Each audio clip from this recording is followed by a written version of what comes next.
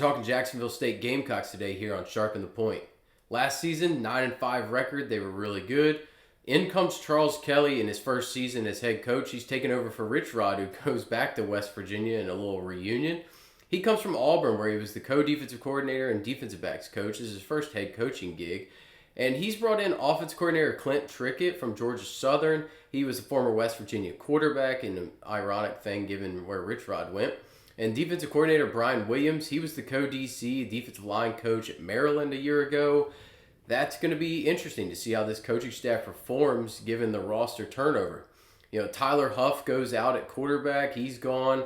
He had a great season a year ago, kind of led the team, him and Trey Stewart. He had 2,500 yards passing, 14 touchdowns, but he was just a dominant force on the ground with 1,300 yards rushing and 15 touchdowns. He's going to be nearly impossible to replace. To expect that kind of production at all in any given season at this level is extremely difficult, but they're going to try to use two transfers to be tasked to replace him. You know, we're looking at Gavin Wimsatt. He was at Kentucky last season, barely played. He played a significant role as a starter at Rutgers, albeit awfully, being replaced by the Greek rifle, Athian Kalakmanis. And Cade Cunningham, who really has no experience, and he comes from Memphis. You know, given that starting experience that Wimsatt has from Rutgers, he's the likely candidate to start week one. He's a Dollar General version of Tyler Huff with decent mobility and sporadic passing capability at best.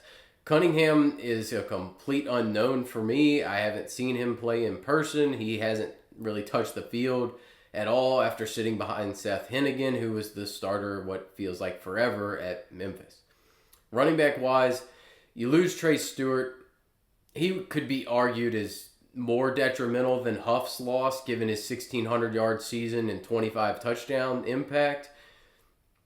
But they did a very nice job backfilling for him by going out and grabbing a once heralded prospect. I know I heard his name bantered about a ton when he came into TCU in Cam Cook. That buzz seemingly always outweighed the production in his time there. I played him plenty in DFS and was let down on multiple occasions. The step down in competition, I think, could help him. Maybe he thrives as the bell cow here. Andrew Paul, who was the backup for Trey Stewart a year ago, is likely to be Cook's primary backup, in my opinion.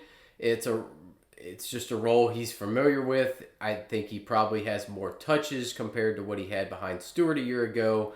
And should Cook falter, given his past, it's possible. It would be no surprise for Paul to assume those lead duties. On the pass catcher front, they had 4 pass catchers, most notably Cam Vaughn. He led the team in every receiving category. Depart for West Virginia with Rich Rod, and so we get most of the way of a shift change. You know, the second and third leading receivers, Michael Petway, he's in the slot, and Brock Rechsteiner, they both return. Petway is a super senior, as you know, we're finally phasing out the COVID kids. He's kind of the leader of the team. He's been working a ton with making Wimsatt feel comfortable coming into the program. They're going to keep their starting roles with hopes of expanded chances in this new offense now that they've brought in some new life to it with Trickett. The additions of DeAndre Johnson from Rutgers and Dylan Gentry from Auburn will help as well. Johnson is extremely intriguing given his size. The man's 6'8". I'm kind of shocked they haven't moved him to tight end yet, but apparently he's mobile enough to stay at this outside receiver position. He could certainly be a massive red zone and contested catch target given his size and frame. And then Gentry is a much smaller at 5'11". He's the primary backup to Petway, in my opinion. Likely takes that role over later. And he's going to mix in during those 4 wide sets, giving them 2 quality slot options with Johnson and Rechsteiner manning the outside spots. Given the new offense, I expect a lot more targets and catches for Petway. I believe he will be a featured option provided that Wimsatt can finally hit the broadside of a barn. And they're going to put an emphasis on the quick game. That's going to favor Petway and give him that primary target earner status. So he will be playable a number of times throughout the season, specifically those Tuesday, Wednesday Conference USA slates when we hit those. Along the offensive line, it's similar to most of this roster. They lose 4 of 5 starters from a quality unit a year ago. It had to be good given the run game they were able to produce. The lone holdover is going to be right guard Amari Grayson. He's going to need to be the building block for this young, inexperienced unit. We're going to have to see how they get along early in the season to know how playable these guys will be in that middle portion of the season on those shorter slates. Along the defensive line, the front three is about where the consistency starts and stops on this defense. They all played fairly significant roles a year ago. The experience of Jawan Campbell, Talon Carter, and Daryl Prater are going to be relied upon to provide the stability needed for this back end. They're going to have to get pressure early in order for that back seven to be able to work the kinks out, because there's definitely going to be some communication issues on this back end. Linebacker-wise, the top 4 linebackers from a year ago left the program. Reginald Hughes and his 83 tackles and 4.5 sacks went to Colorado, and that's definitely the biggest loss of this unit. They're going to turn to the transfer market with Jacob Cruz. He comes in from Georgia Tech. He's expected to take on the lead role as the mic in the room. He's going to have to be the leader of this unit. The secondary was arguably worse hit than the linebacker core, even with the top 4 guys leaving. They have 8 of the 9 guys who saw the most snaps in last season departing. 2 of them graduated, and the other 6 went to Miami, West Virginia, Wisconsin, Louisville, and Northwestern. So that highlights how good this unit was a year ago as well. And the transfers are going to make up the bulk of the starting unit here. You've got cornerbacks, Larry Preston coming from Murray State, Tyron Taylor coming from Memphis. They're going to man the outside. Traquan Fagans from UCF is going to be at the nickel. Rod Elston from Auburn. He comes with the head coach, Charles Kelly, at safety. And then ultimately how this unit gels along with the linebackers is going to go a long way to knowing how their season's going to end up as a defensive unit. Looking at the schedule and outlook for this year, last season was a perfect storm with a great coach, a nasty run game with all the yards. They put nearly 3,000 yards rushing, quality defense. All of those things are basically gone at this point. I like Cam Cook, and this is an appropriate level for Gavin Wimsatt, but they are clear downgrades from what they had a year ago. And the defense is in absolute disarray with questions abound on the back end. We just don't know how Charles Kelly will be handling a head coaching role because we haven't seen it before.